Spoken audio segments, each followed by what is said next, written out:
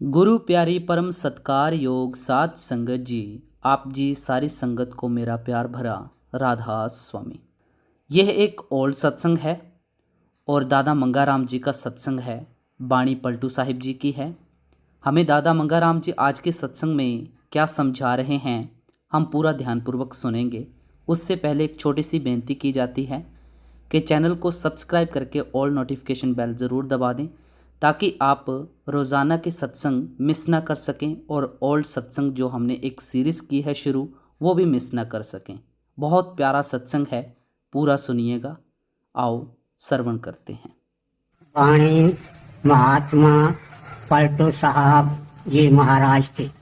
संतन के सिर ताज है, सोई संत हो जाए। संतन के सिर ताज है, सोई संत हो जाए। संतन के सिर ताज है, सोई संत हो जाए। संतन के सिर ताज है, सोई संत हो जाए। यह महात्मा पलटू साहब जी महाराज की वाणी है। डेरा ब्यास ने आपके जीवन और वाणी पर अलग एक पुस्तक छपवाई है और सत्संग के अंदर हम कई बार विस्तार से आपके जीवन के बारे में सुन चुके हैं।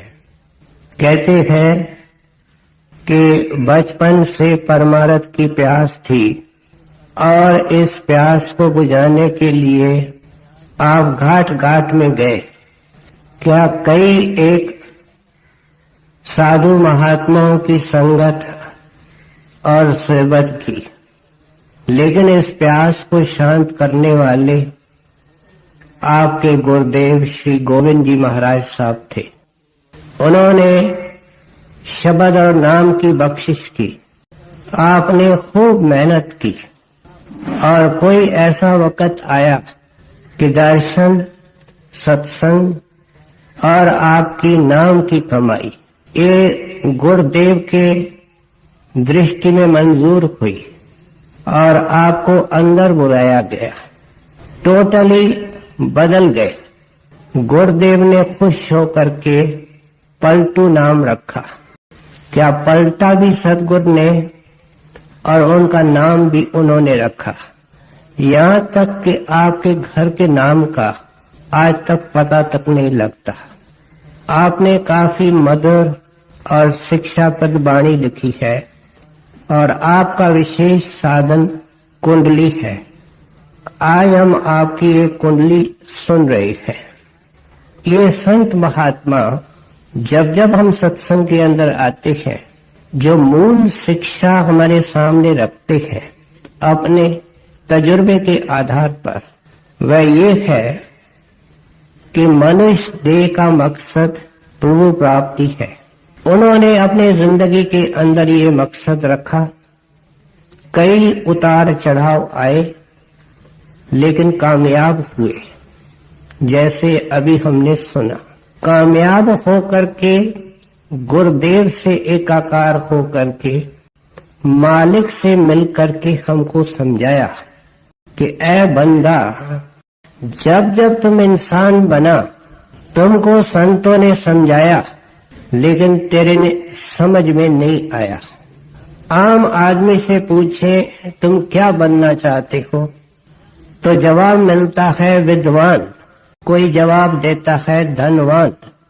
क्यों? कि धन और पैसे को सलाम है, सारे सुख पैसे से मिलते हैं।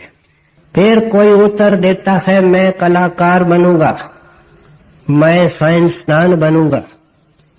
फिर हमको ऐसे भी लोग मिलते हैं जो जाति की सेवा करते हैं, देश भगत मिलते हैं, यहाँ तक कि विश्व शांति और सेवा का मकसद रखने वाले भी लोग हैं। पलटू साहब के समझाने का मकसद है कि ये सारे मकसद जुगों से तू रखता है। और नतीजा ये है कि तू दुनिया का हिस्सा है, क्योंकि ये जितने मकसद तूने रखे इनका संबंध रचना से है, और इसलिए कुदरती तू रचना के अंदर वापस आता है। महापुरुषों ने कहा, जहां आशा तहां बासा। हजूर महाराज जी इसके ऊपर एक दृष्टांत दिया करते थे कि दुनिया के लोग इस दुनिया में और परलोक में क्या मकसद रखते हैं और क्या उनको फल मिलता है। आप फरमाया करते थे कि एक राजा था, उसको कोई राजकुमार नहीं था। उसने 7 मंजिला महल बनवाया और नीचे वाली मंजिल के अंदर कौड़ियां भर दी, दूसरे के अंदर तांबा पैसे, तीसरे के अंदर रुपए या चांदी, चौथे के अंदर सोना, पांचवे के अंदर कीमती मोती और हीरे, और छठे के अंदर उससे भी कीमती जवाहर रख करके अंतिम मंजिल पर बादशाह खुद बैठ गया और एक मनादी हो गई, ऐलान हो गया कि प्रजा का हर एक आदमी इस महल में जाएगा, जो चीज चाहे ले सकता है, लेकिन अंदर जाने और बाहर निकलने के अंदर टाइम मुकर्रर है, अवधि निर्धारित है। उसके बाद उसको बाहर किया जाएगा। अब आम आदमी जो बेसब्र थे वे थैले लेकर के चले और कौड़ियों से बोरियों को भर करके लाए। शहर के अधिकांश लोग इसमें थे। कुछ समझदार लोग ऊपर लेकर के तांबा ले आए। बहुत कम लोग थे जो तीसरी मंजिल तक पहुंचे और चांदी को पाया, और गिने चुने लोग थे जिन्होंने हीरे जवाहरात पाए। सारे शहर के अंदर एक आदमी निकला जो संकल्प करके निकला कि मैंने कुछ नहीं लेना, मैंने सिर्फ देखना है कि राजन ने इसके महल के अंदर क्या क्या रखा है। अब क्योंकि समय निर्धारित था इसलिए पौड़ियों के ऊपर जल्दी से कदम रख करके चढ़ने लगा। सरसरी तौर पर देखता गया और टाइम के अंदर छत पर पहुंच गया। देखता है बादशाह बैठा है। उसने इसको गले से लगाया कि तू एक निकला जिसने मुझे चाहा, बाकी और जितने हैं उन्होंने वो चीज चाहिए जो मैंने रखी थी।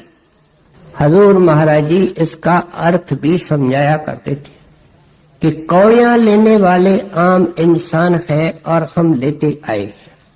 गुरबाणी के अंदर आया, कौड़ी बदले जाए चीनस नाई ताए।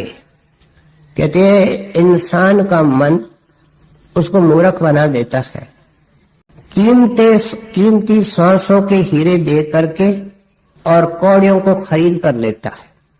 संतों के नजर में जो कुछ भी हम कर रहे हैं, जो कुछ भी यहाँ है, ये शिल्स है, कौड़ियां हैं।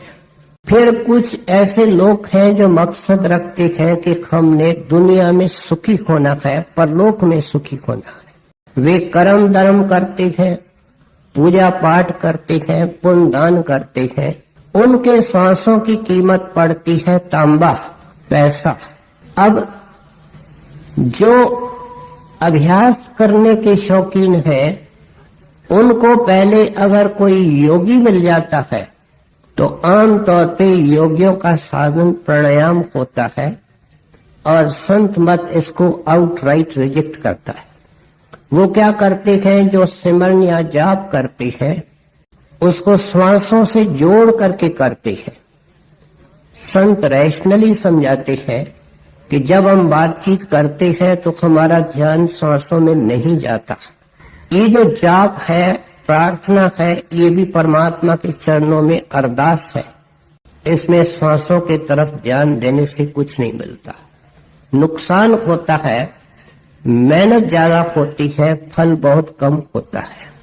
क्या अगर कोई योगी मिल गया तो अंदर चला गया पहले स्थान पर, उसका योगी खुद आगे नहीं गया, वो वहां बैठ गया। उसके जिंदगी की कीमत पड़ी चांदी जैसी। अब अगर कोई ब्रह्म ज्ञानी मिला, योगेश्वर मिला, तो वो उसको ब्रह्म की चोटी तक गया और उसकी मन सोना हो गया, उसकी काया सोनी हो गई। लेकिन उससे परे का साध अगर मिला पार ब्रह्म के अंदर, तो हीरे जवाहरात मिल गए। लेकिन अगर पलटू साहब जैसा, कबीर साहब जैसा, श्री हजूर स्वामी जी महाराज वर्गा अगर संत मिला, तो वो कुल मालिक के चरणों में पहुंच जाता है, वो उनको अपना रूप बना लेता है। ये आदर्श संत रखते आए हैं और आज पलटू साहब हमारे सामने रख रहे हैं कि किसी सुनने वाले की तकदीर जागे और खटक रखे, फिक्र रखे कि मैंने रचना से कुछ नहीं लेना, पार ब्रह्म तक रचना है। जब रचना का जिक्र होता है, सिर्फ यहां नहीं, उससे परे रचना करने वाला है। ऐ मालिक, मुझे ऐसे साधु से, ऐसे महात्मा से मिलाओ जो आपसे एकाकार है, एक में एक है, आपका रूप है। संतों के वाणी में उस गुरु की महिमा है। गुरु गोविंद, गोविंद गुरु है, ऐसे महात्मा की महिमा है। पलटू साहब कहते हैं संतन के सिर ताज है, सोई संत हो जा। कहते हैं ऐसा सच्चा साधु, उसके ऊपर ताज रखने वाला रूहानियत का, क्या परमार्थी परमार्थ का शहंशाह होता है। और कुल मालिक उसको अपना हुक्म दे करके, पूरी शक्ति रख करके, बल्कि उसके अंदर बैठ करके दुनिया में जीवों को चिताने के लिए भेजता। कहते हैं ऐसे संत के मिलने से काम होगा। और आज तक प्यारे तुम अटके हुए हो, जन्म मरण की आग में तुम जल रहे हो, ये इतिहास कभी समाप्त नहीं होगा। पहले पुकारो, वाणी संत लिख करके गए हैं हमारे मार्गदर्शन और गाइडेंस के लिए कि इनकी वाणी सुन करके हमको जीवन की दिशा मिले। कहते हैं जीवन का मकसद उस संत का मिलाप है जिसके सिर पर रूहानियत का ताज है। पलटू साहब एक और नई स्टेटमेंट कर रहे हैं। कहते हैं ऐसे संत महात्मा बहुत कम होते हैं और अपनी दया से मिलते हैं। कोई संगत के अंदर दावा से कह सकता है कि मैं अपने कोशिश से संतों के पास गया हूं, बाहर से नजर आता है, लेकिन डोर को खींचने वाले वे खुद होते हैं। इसलिए कहते हैं अगर ऐसा संत प्यारे मिल जाए तो क्या होगा, सोई संत हो जाए, वो तेरे को संत बना करके ही छोड़ेगा। जब ये पलटू साहब की स्टेटमेंट हम सुनते हैं और संगत में नजर मारते हैं तो हैरानी होती है कि हमारी हालत क्या है। और पलटू साहब कहते हैं वो संत बन जाएंगे। हम तो पूरे इंसान नहीं बने, सत्संगी की लेबल लगी हुई है और इधर पलटू साहब कह रहे हैं कि वो उनको संत बना करके छोड़ेंगे। इसके ताईद में हम और संतों के विचार सुने। स्वामी जी महाराज अपने वाणी के अंदर लिखते हैं, संत डारिया बीज घट धरती जह जीव के। कहते हैं संत महात्मा जब नामदान देते हैं, दीक्षा देते हैं, तो दीक्षा देने वाली अंदर की ताकत है जो बाहर सतगुरु बन करके आई, उसका नाम शब्द है। कहते हैं अंदर हमारी सूरत घट में है, आंखों से ऊपर वाले शरीर के हिस्से को घट कहते हैं। सूरत इसमें है, शब्द इसमें है और अंदर डिस्कनेक्शन भी वहां है। संत जब नाम देते हैं तो कनेक्शन कर देते हैं। जब कनेक्शन कर देते हैं तो बाहर से रास्ता बताते हैं कि तुम अभ्यास करके अंदर जा करके देखो कि किस तरीके से वो कनेक्शन किया गया है। संत मत एक कैश रिलीजन है, अंधविश्वास नहीं देता। जिंदगी के अंदर करो, और अनुभव को पाओ और अपने निज आंख से देखो। इसलिए संतों की दृष्टि बड़ी लंबी होती है। नदी को देखने का हिस्सा जो गांव वाला देखता है वो छोटा सा हिस्सा है, लेकिन जो हवाई जहाज में उड़ान भरता है वो पूरी नदी को देखता है। उनके देखने और गांव वाले के देखने में बड़ा फर्क होता है। हमने इस जिंदगी को 30, 40, 50, 60 साल की जिंदगी माना है, लेकिन संत कहते हैं तेरी जिंदगी की नदी जुगों से बहती आई है, आगे को जा रही है। अब इसको मोड़, संतों के हवाले हो करके इसको सतपुरुष के तरफ तू कर सकता है, मोड़ सकता है। यही श्री बाबा जी महाराज अपने वचनों में लिखते हैं कि जिसको संत महात्मा नाम देते हैं, समझो वह सतलोक पहुंच गया। समझो का मतलब क्या है कि वो पहुंचने का अधिकारी हो गया। बीच में कर्मों की दीवार है। जैसे जैसे ये अपना इखलाक ऊंचा रखेगा, इखलाक ऊंचे रखने का मतलब दीवार को ऊंचा और नहीं करेगा, और सेवा सत्संग और भजन से वो दीवार गिरेगी।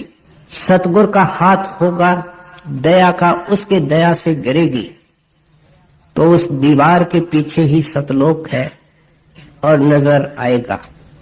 यही क्राइस्ट ने विचार प्रकट किए, and I give them eternal life.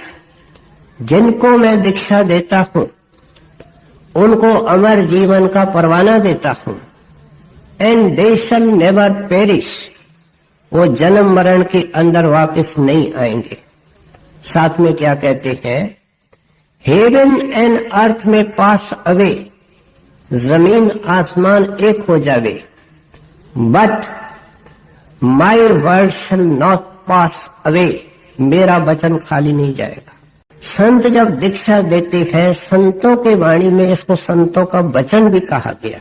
हमने तुलसी साहब का इतिहास सुना है कि जाहिद था, कर्म कांडी था, और तुलसी साहब जी महाराज के शरण में गया। जिस दिन उनके सामने गया तो वह मनोहर मुखड़ा उसके अंदर बैठ गया, लेकिन कर्मकांडी था, जाहिद था।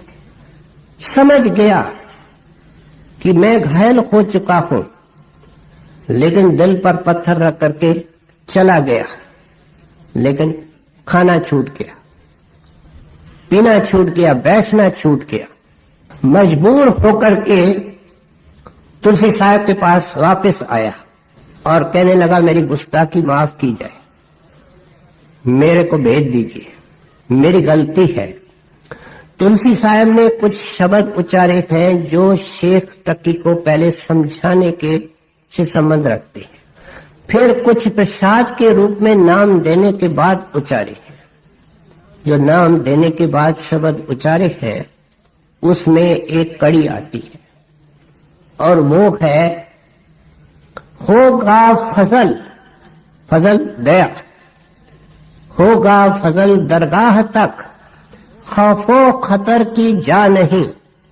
तकी रास्ते के अंदर खौफ है, खतरे है, लेकिन सीधे चले जाना वहां, अगर तू अपना ख्याल शब्द में रखेगा, दाएं नहीं देखेगा, बाएं नहीं देखेगा, दोनों तरफ गिरावट है, सीधे चले जाना वहां। और ये क्या है, मुर्शिद ने ये फतवा दी। जिस दिन नाम देते हैं ये उनकी जजमेंट है, जो यहाँ पलटू साहब कहते हैं सोई संत हो जाए, वो संत बनेगा। क्या जो नाम की बख्शिशों करते हैं उस बीज के अंदर ये शक्ति है और उसके अंदर बरकत है, वो धीरे धीरे जीव को ट्रांसफॉर्म करेगी। जो दीक्षित आत्मा और सत्संगी है उसका धर्म बनता है कि गुरु से सहयोग करे, क्योंकि गुरु इसको बदलना चाहता है, उंगली पकड़ना चाहता है। पिछले इतवार को हमने सुना, लेकिन उंगली को पकड़ के उठना इसका धर्म है। इसलिए पलटू साहब जब भी कुटली को आरंभ करते हैं तो अपने टॉपिक को, अपने विषय को इनशिएट करते हैं, उसको अच्छी तरह खोल करके आगे फिर समझाने की कोशिश करते हैं। हम ध्यान दे करके सुने। संतन के सिर ताज है, सोई संत होई जाए। संतन के सिर ताज है, सोई संत होई जाए। सोई संत होई जाए, रहे जो ऐसी रहनी। मुख से बोले साच, करे कछु उज्ज्वल करनी। जैसे वो खोजी जल्दी जल्दी से सीढ़ी के ऊपर पैर रख करके ऊपर पहुंचा। अब पलटू साहब हमारे सामने सीढ़ी रख रहे, ऊपर चढ़ने के कदम, कि कैसे ये उस सीढ़ी को चढ़ करके अपनी मंजिल को पहुंचेगा। और इस कड़ी के अंदर पलटू साहब 3 कदम बता रहे हैं। पहला, मुख से बोले साच। फिर दूसरा कदम, रहे जो ऐसी रहनी। तीसरा कदम, करे कुछ उज्जवल करनी। अब पलटू साहब की उम्मीद है कि नाम मिलने के बाद ये जुबान से झूठ नहीं बोलेगा, मिथ्या नहीं बोलेगा, क्योंकि वो सतगुरु और परमात्मा परम सत्य का भंडार है। और इसको दीक्षा इसलिए मिली है कि उस भंडार के अंदर लीन हो। ये मार्ग सत्य का है, जिसके अंदर अंधकार नहीं है, प्रकाश है, ज्ञान है, कीर्तन है, अमृत है। कहते हैं इसलिए पहला कदम उठाओ कि सच बोलना शुरू करो। अब सच बोलने वाले कितने? 100 में, 1000 में, 10,000 में कितने? हम अपने अंदर से पूछें। सत्संगी की बात हो रही है। कहते हैं बहुत दुनिया मजबूरियों की जगह है। और एक फिलोसोफर ने कहा है कि दुनिया के अंदर जितने झंझट पैदा होते हैं, उपाधियां पैदा होती हैं, वे फालतू, फिजूल और बेजिम्मेवारी से बोलने से होती है। इसलिए सत्संगी का धर्म बनता है कि नाम मिलने के बाद खामोशी अख्तियार करे। कई बार हम ऐसे स्थितियों के अंदर आते हैं, सिचुएशंस पैदा होती हैं, जहां हमको डीपली क्वेश्चन किया जाता है। लेकिन चतुर सत्संगी, मर्यादा रखने वाले सत्संगी होते हैं। वे क्या करते हैं? मुस्कुरा करके चले जाते हैं और झूठ नहीं बोलते हैं, बड़े टैक्टफुल होते हैं। लेकिन जब संत सच बोलने की हिदायत करते हैं तो इसके अंदर टैक्ट चाहिए। हमारे घर में एक हार्ट पेशेंट है, उसका एक ही तो बेटा है, और टेलीग्राम आता है कि वो गुजर गया। तो संत मत हमको प्रैक्टिकल बनाता है कि उस बुजुर्ग को पहले आप मेंटली तैयार करो, क्योंकि खुद अगर सीधी खबर सुनेगा तो मर जाएगा। वो पूछता है कौन सा टेलीग्राम, कहां से?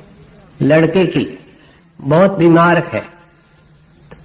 और कुछ देर के बाद जब उसको बताया जाता है कि गुजर गया, तो उस पर इतना असर नहीं होता है।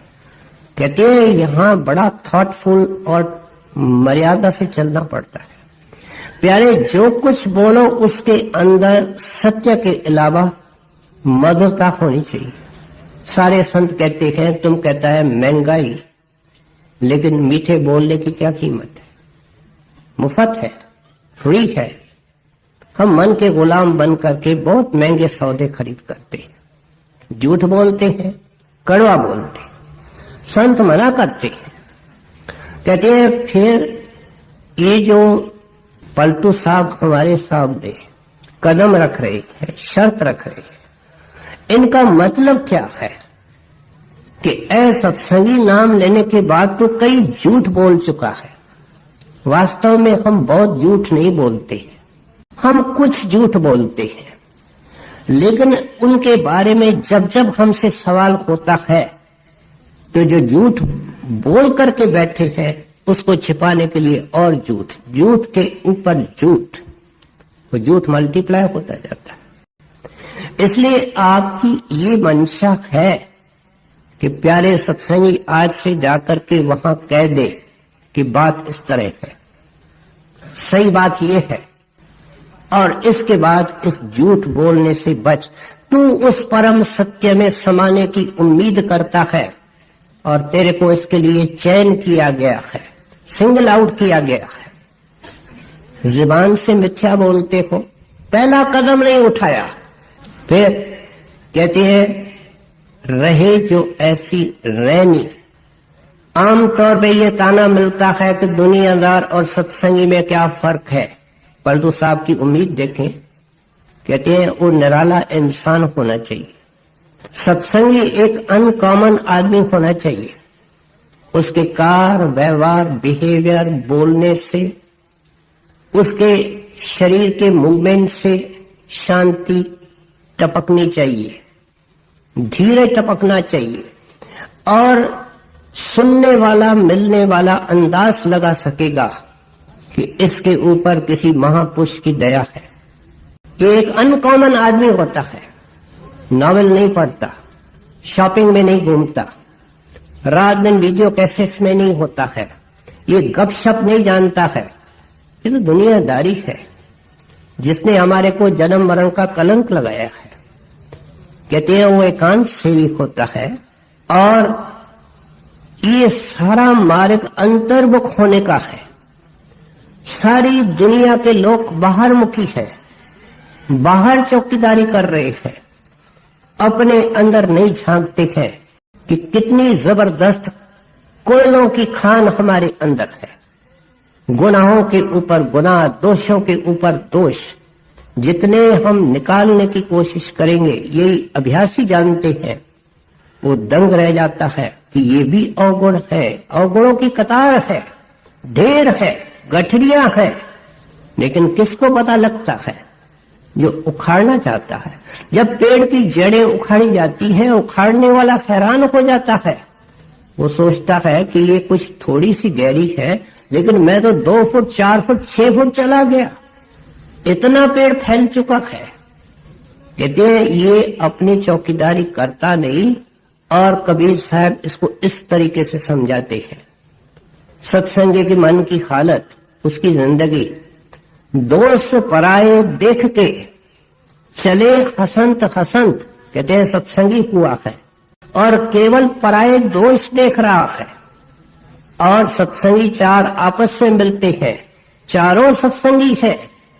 एक कहता है सुना है फलाने ने क्या किया है, दूसरा बोलता है ये तो कुछ भी नहीं है, उसने तो ये भी किया है, तीसरा बोलता है भाई आप क्या जानो, मैं इसकी पूरी हिस्ट्री जानता हूं।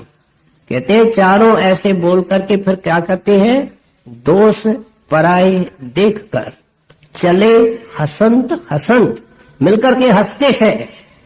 हर हालत क्या है, अपने याद न आवे, अपने गुनाहों पर आंख बंद करके बैठे।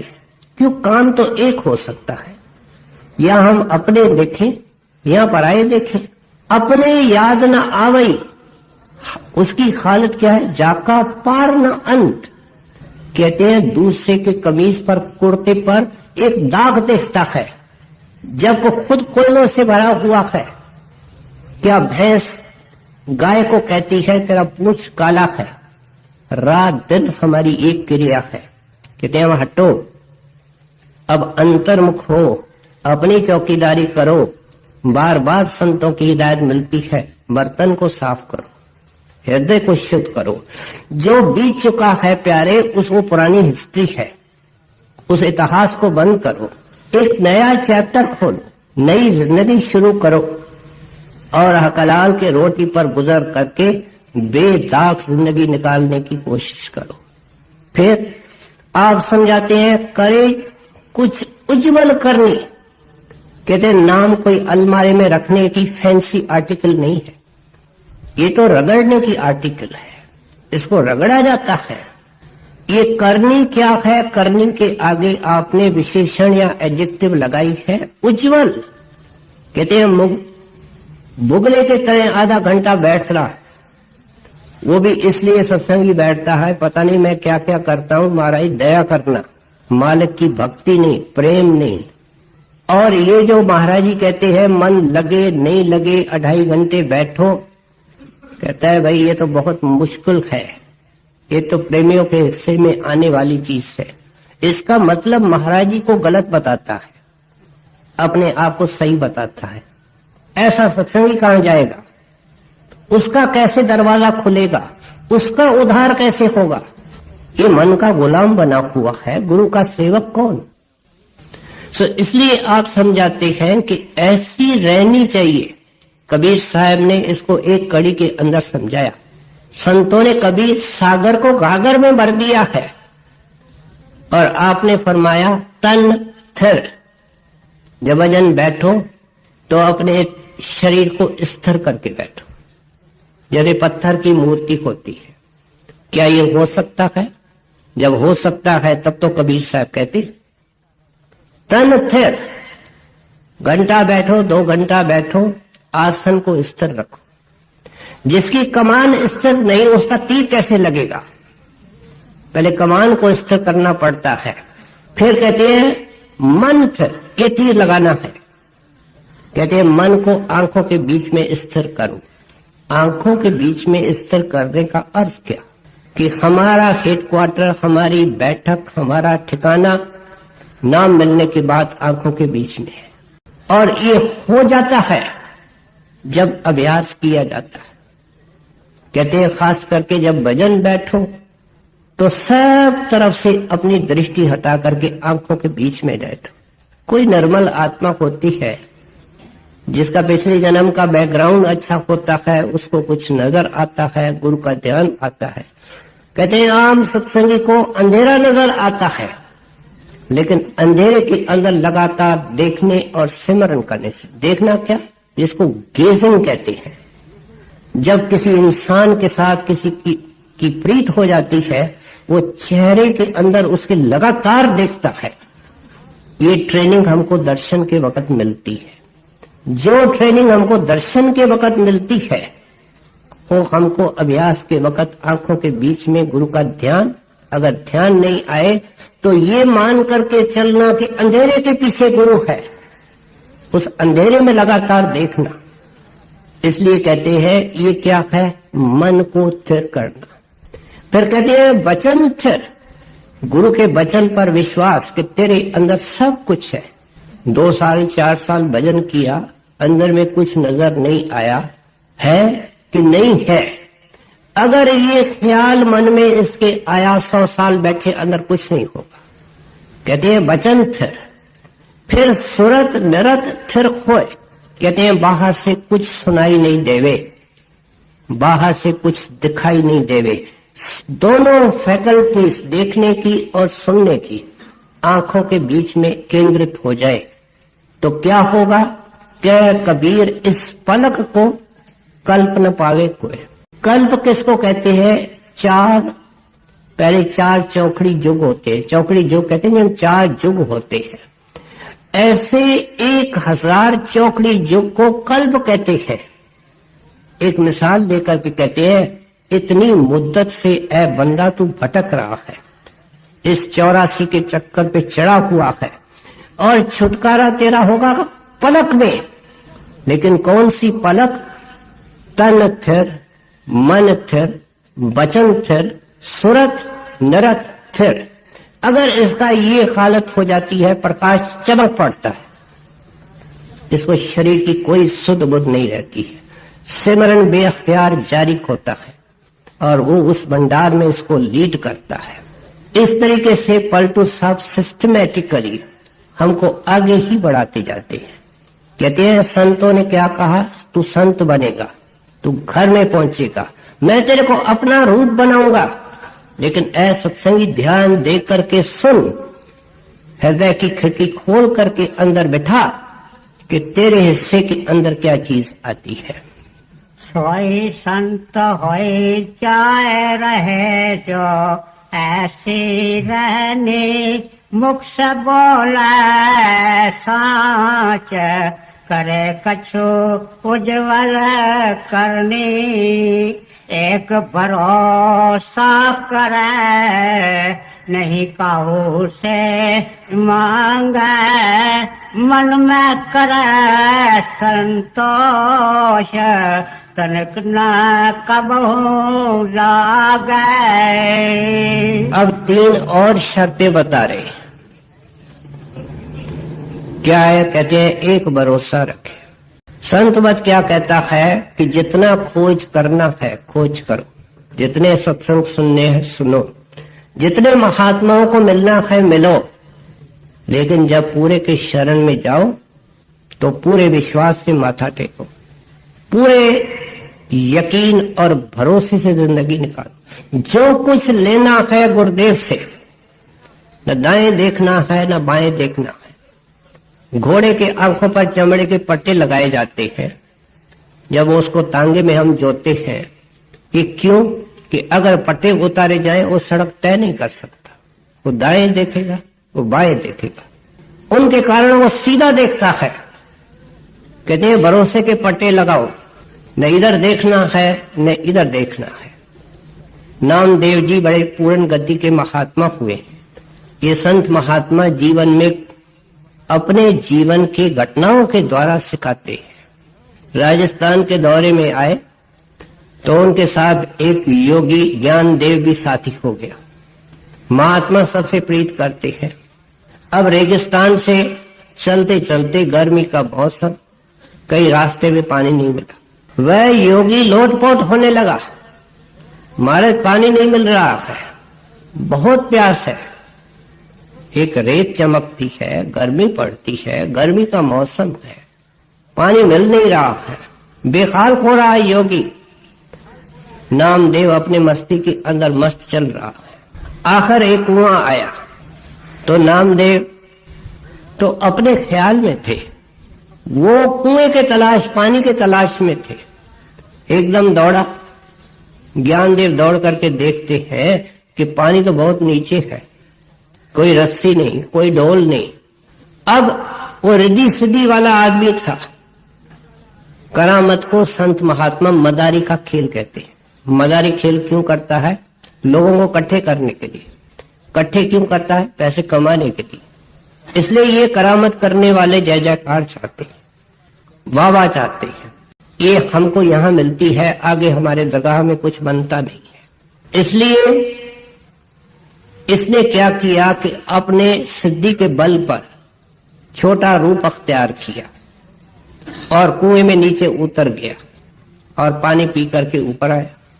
नामदेव को कहते हैं कि महाराज आप भी पानी पियो। कहते हैं भाई पानी कैसे पिए, पानी तो बहुत नीचे है, रस्सी नहीं, डोल नहीं।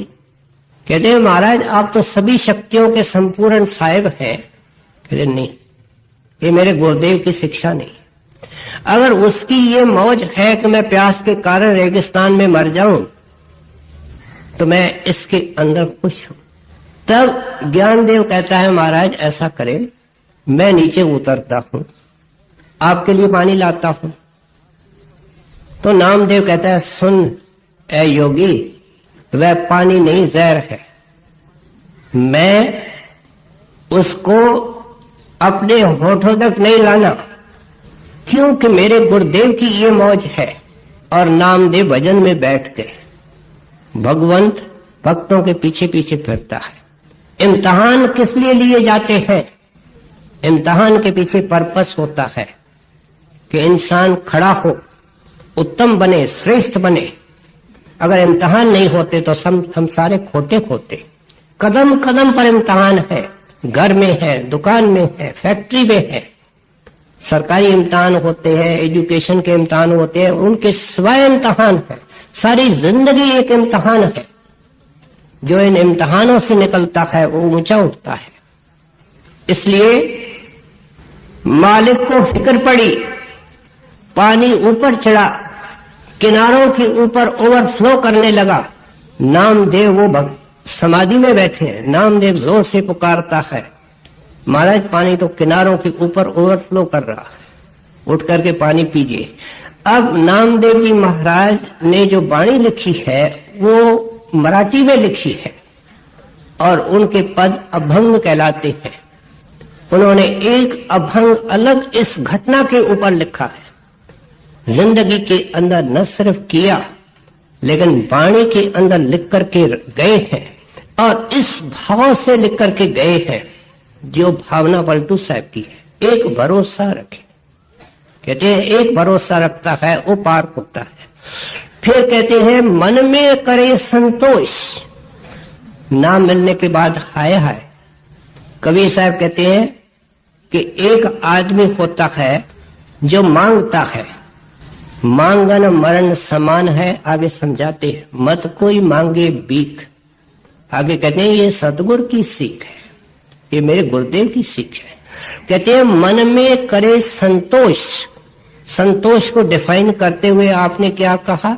जो कुछ आवे सहज में सोई मीठा जान। कहते हैं कोशिश कर, जिंदगी के सिद्धांतों को कुर्बान नहीं करना, उन सिद्धांतों के सीमा के अंदर रह करके कोशिश कर। फिर पूरा फल आता है, आधा आता है, कुछ नहीं आता है, उसको सहज कहते हैं। जो कुछ आवे सहज में सोई मीठा जान।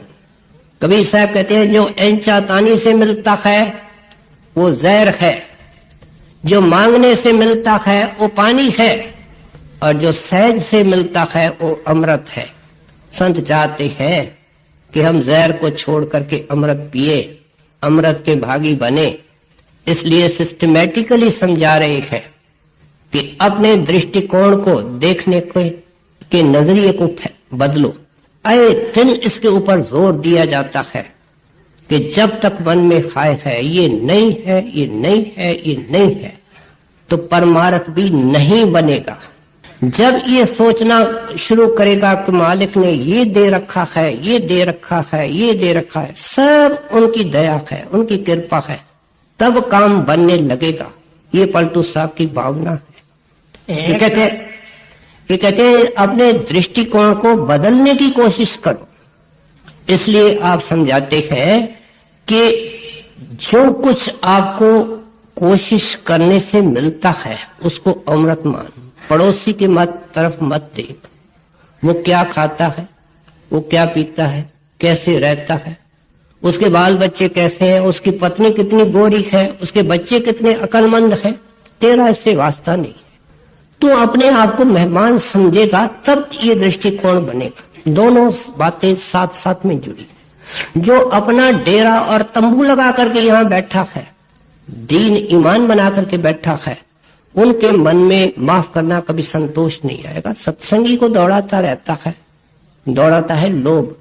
ये कहता है इतना मिल जाए बहुत है, जब वो मिल जाता है कहता है ये भी मिलना चाहिए, वो मिल जाता है कहता है ये भी थोड़ा है, ये मिलना चाहिए। इसलिए कहते हैं लोभ के विपरीत क्या है? संतोष। फिर कहते हैं कुछ भी हालत बन जाए कभी मांगने की कोशिश न करो। राबा बसरी के जीवन में एक घटना आती है कि राबा प्याज के साथ रोटी खाया करती थी। एक बार प्याज खत्म हो गए, सेवादारनी कहती है कि हजरत पास में सत्संगी रहते हैं। राबा बसरी के जीवन में एक घटना आती है कि राबा प्याज के साथ रोटी खाया करती थी। एक बार प्याज खत्म हो गए, सेवादारनी कहती है कि हजरत पास में सत्संगी रहते हैं, मैं प्याज मांग करके आएंगे फिर उनको लौटा दूंगी। तो राबा कहती है तू मेरे साथ इतने वर्ष रही लेकिन तूने मुझे समझा तो नहीं। मैं उस बाप की बेटी हूं, जब मेरा जन्म हुआ था राबा सुना रही है अपने सेवादारनी को, जब मेरा जन्म हुआ था तो हमारे घर के अंदर कौड़ी तक नहीं थी और घर वालों ने मेरे पिता के ऊपर आग्रह जोर डाला कि बच्चे के नाभि के अंदर तेल डालना जरूरी है, अपने घर में तेल नहीं है, तुम पड़ोसी के घर जाकर के तेल मांग करके आओ। रात का वक्त था, मेरा पिता घर से निकला, पड़ोसी के दरवाजे पर खड़ा रहा लेकिन दरवाजा नहीं खटखटाया। वापस आया, कहता है पड़ोसी सोए पड़े, मैं उस बाप की बेटी हूं, रोटी ले आओ, प्याज की कोई जरूरत नहीं है। कितने ऊंचे आदर्श संत अपने जीवन के द्वारा स्थापित करके गए और अपने वाणी के अंदर खोल खोल करके हमारे सामने रख के गए हैं। क्योंकि ये ढीला ढाला चलता है, इसने नाम को एक मामूली चीज समझी है, संत को एक आम इंसान समझा है। ये कदर दिलाना चाहते हैं, हमको समझाना चाहते हैं कि ये जिंदगी के अंदर पा करके सदा के लिए सुखी होने का मार्ग है। ऐ जिंदगी, ऐ सत्संगी, जरा हिम्मत कर, ऊंचे उठने की कोशिश कर। एक भरोसा करे, नहीं काहू से मांगे, मन में करे संतोष, तनिक न कबहू लागे। बड़ी बुरी को कहे, चाहे सुन नहीं मन माखे। 8 पहर दिन रात, नाम की चर्चा राखे। कहते हैं तेरे को इस नुक्ते पर आना पड़ेगा कि श्वास श्वास में नाम की कमाई करनी है। तो श्वास श्वास के अंदर दुनियादारी, दुनिया की कल्पनाएं कर रहा है। क्या कर रहा है? हीरे को कांच बना रहा, हीरे को कौड़ी बना रहा है। हीरे की कीमत हीरा पड़ती है जब एक गुरु की याद में लगता है। इसलिए कहते हैं 8 पहर दिन रात नाम की चर्चा रखे। पिछले कड़ियों के अंदर कोई अर्थ गलत लगावे कि केवल ये 2-2.5 घंटे बैठने का विषय है, उस संदेह को दूर कर रहे हैं, रास्ता साफ कर रहे हैं कि ये उस मालिक को अर्पण करने के लिए जीवन है। श्वास उसके अर्पण करने के लिए है। यह दम हीरा लालक है, गिन गिन गुर को सौंप।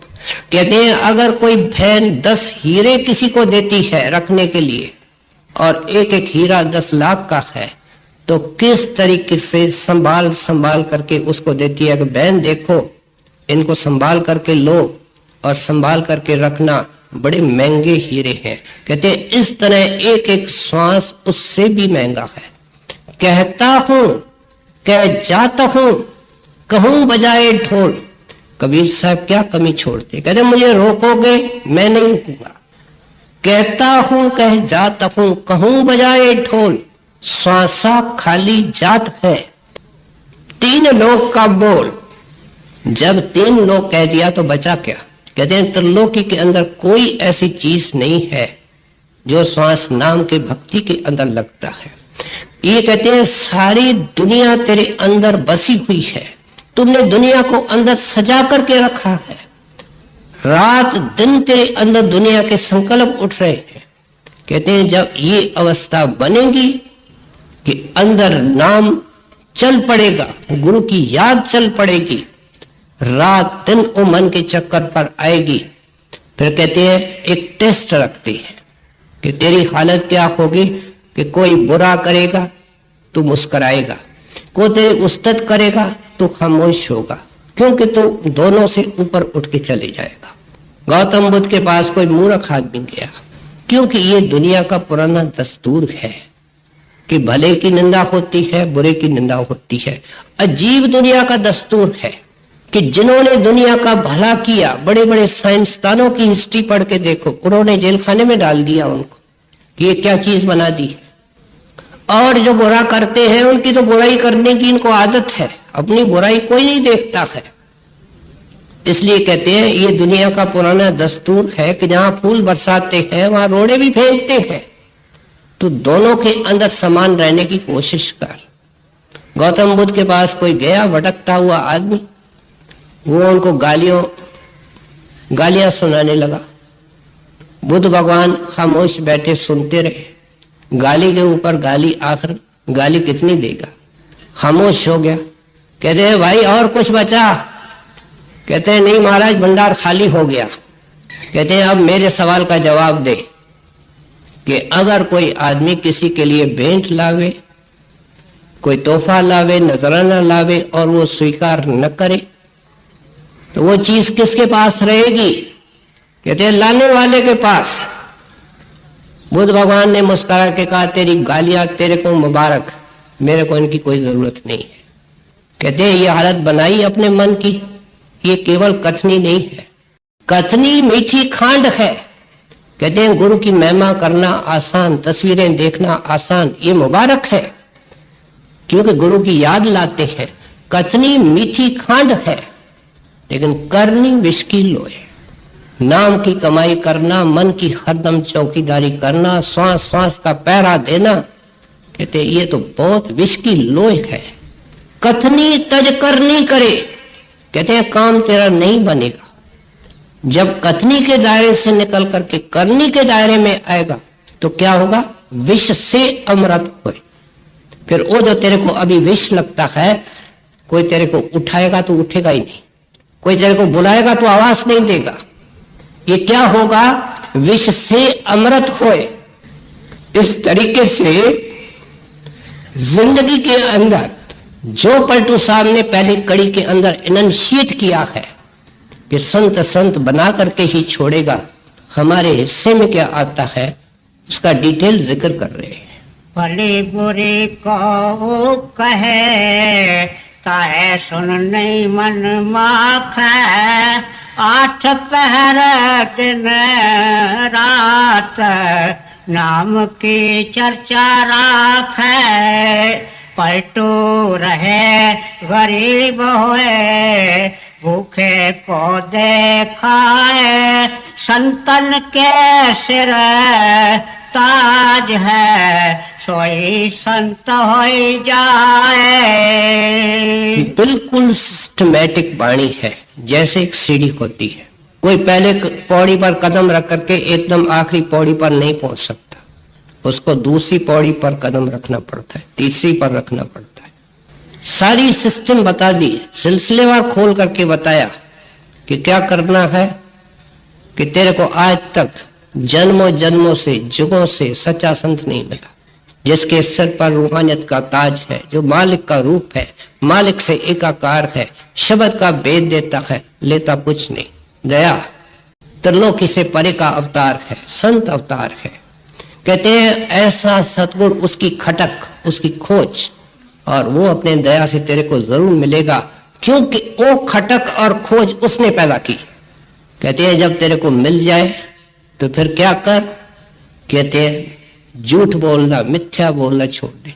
तेरे तो हर एक अदा से, कार से, व्यवहार से सच टपकना चाहिए। ऐ सत्संगी कितने बड़े गलती के अंदर हो कि जुबान से सच नहीं बोल सकते हो। एक चीज सत्संगी दुकान में बेचता है, उसको बेचने के लिए 10 झूठ बोलता है। कौन से रास्ते से जाएगा? दरवाजे में गुरु मिलेगा, क्या वो नहीं पूछेगा कि संतों की वाणी? संत तो एक शक्ति होती है। ये पलटू साहब जो हमको समझा रहे हैं, ये पलटू साहब की वाणी नहीं है, ये तो सतपुरुष की आवाज है। जिस जिस महात्मा जब जब आया तो उसके अंदर उस परमात्मा ने बैठ करके समझाने की कोशिश की। गुरु साहब ने वाणी के अंदर लिखा, प्रभु से साध की रसना, पर वो आकाशवाणी नहीं करता है।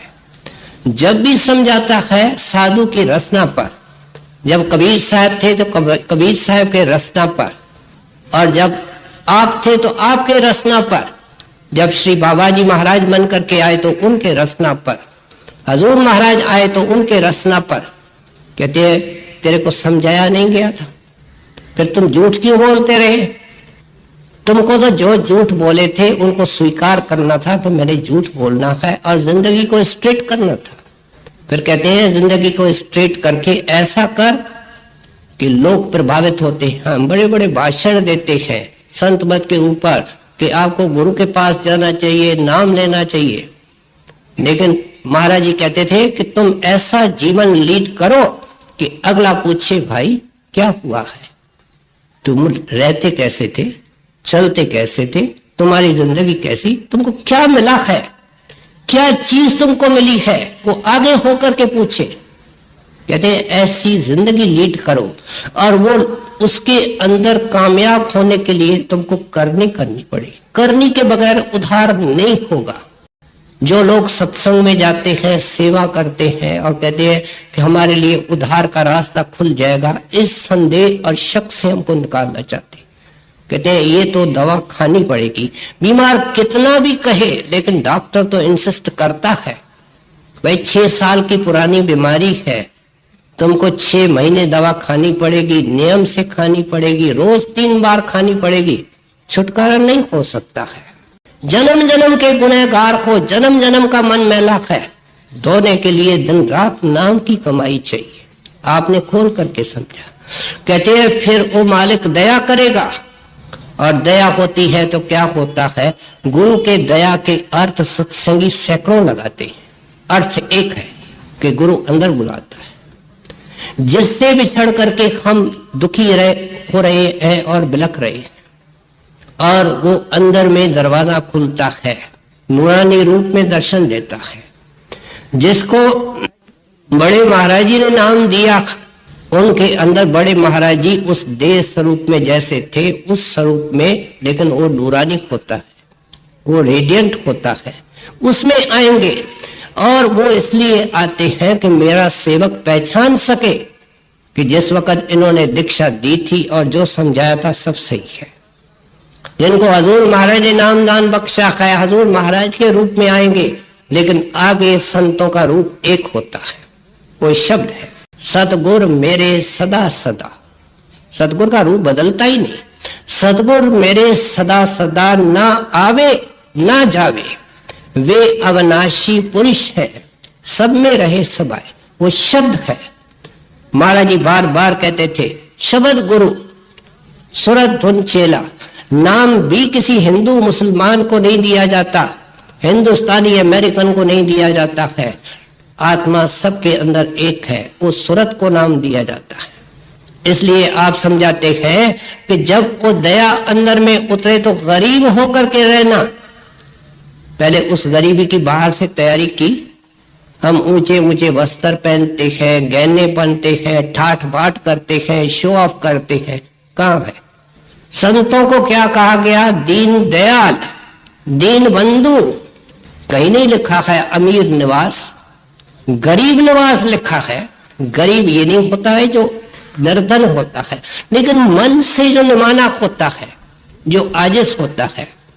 ऊंचे पानी ना टिके नीचे ही ठहराए। कहते हैं देखते नहीं को, पानी को बहा दो, अपने आप पानी बहना शुरू करता है। वहां जाकर के टिक जाता है जहां जमीन सबसे छोटी होती है। गर्मी के मौसम में हम झुकते हैं, सुराही झुकती है, गिलास झुकता है, तब हम पानी पी सकते हैं, प्यास को मिटाते हैं। कहते हैं जिंदगी के एक एक घटना हमको सिखाती है कि निम्रता से काम होगा।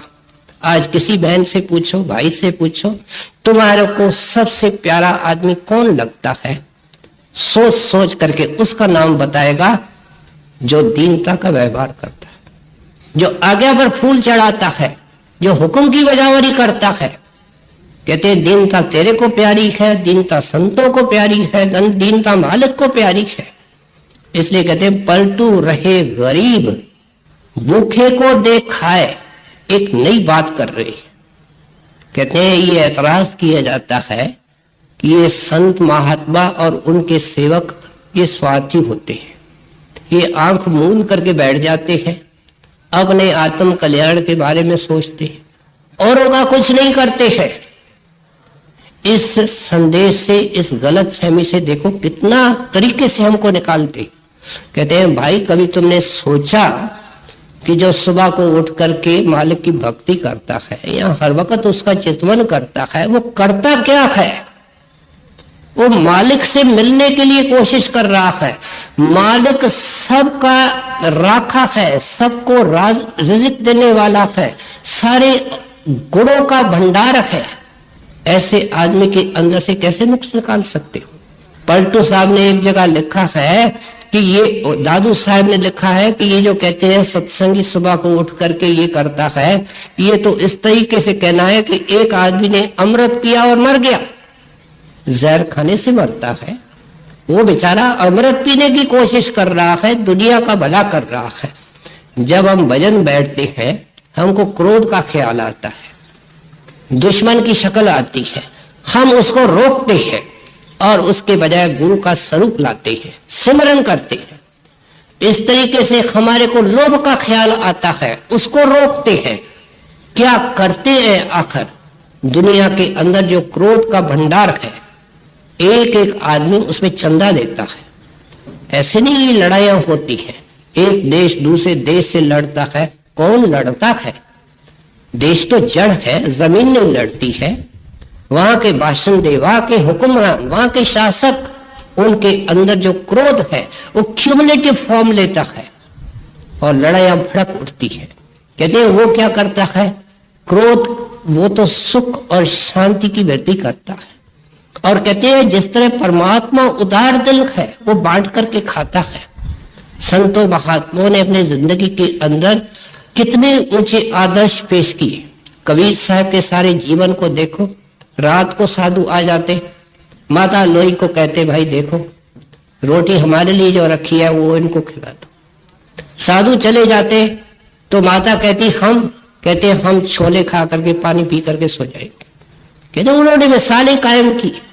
नामदेव एक बार कहीं से रिटर्न कर रहे थे तो दोपहर का वक्त आया, पेड़ के नीचे बैठ करके रोटी खाने लगे। छोटी सी कोई कटोरी होगी, डिबिया होगी, उसके अंदर घी था। रोटियां जमीन पर रखी, वहां से घी निकाल करके लगाने की कोशिश करते हैं। इतने में एक कुत्ता आ जाता है, वो रोटियां ले जाता है। तो नामदेव जी घी की कटोरी लेकर के, वो डिबिया लेकर के उसके पीछे दौड़ते हैं और क्या कहते जाते हैं? रूखड़ी मत खाइयो स्वामी, रूखड़ी मत खाइयो। क्योंकि उनको सबके अंदर परमेश्वर नजर आता है। कहते तो कहता है वो स्वार्थी होते हैं, सेल्फ सेंटर्ड होते हैं। वो तो जो मालिक के अंदर गुण होते हैं वो उस भगत के अंदर होते हैं जो उसकी भक्ति करता है। अच्छी तरह अपने विषय को खोल करके समझाया। संत कौन होते हैं, संत किस मिशन से आते हैं। हमारे इस चैनल के ऊपर और भी कई सत्संग हैं। न्यू सत्संग, ओल्ड सत्संग, साखियाँ आप जी को यहाँ पर शो हो रही होंगी। आप चाहें तो वो साखियाँ भी सुन सकते हैं, सत्संग भी सुन सकते हैं। बेनती की जाती है लास्ट में, चैनल को ज़रूर सब्सक्राइब करके ऑल नोटिफिकेशन बेल दबा दें ताकि आप ऐसे सत्संग रोज़ाना के सुन सकें। राधा स्वामी जी।